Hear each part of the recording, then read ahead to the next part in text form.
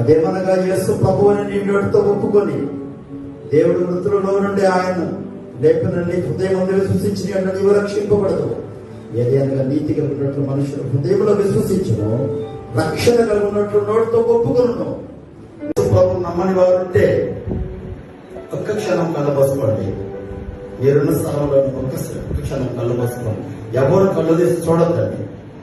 దయచేసి ఎవరు కళ్ళు తీసి చూడద్దు. ఇప్పుడు వరకు మనము ప్రభు అయిన యేసుక్రీస్తు దైవదాసుని మనకు పంపించి శక్తివంతమైనటువంటి సందేశాన్ని మనకు వినిపించాడు.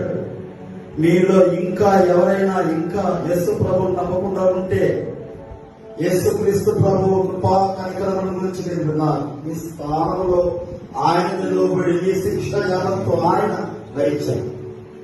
ఈ చేతులతో నీవు చేసిన పాపాలకు ఆయన చేతుల్లో చీరలు భరించారు. ఈ కాలంతో నీవు చేసిన పాపాలు ఆయన కాలంలో మేము భరించారు. ఈ తలతో నువ్వు చేసిన పాపాలు ఆయన తల మీద రోగం భరించారు. స్థానసారంగా చేసినట్టు ఈ దేహంతో చేసినటువంటి పాపాలు మృగంతో కూడినటువంటి కొనడాలను ఆయన దేవుని చదివించారు. ఒక దైవజనుడు ఇలా అన్నాడు, నేను సిగ్గులేని ముఖం పెట్టుకుని చేసినటువంటి పాపాలకు నా ప్రభు యేసుక్రీస్తు ముఖం మీద అవమానం భరించాడు అన్నాడు. అటువంటి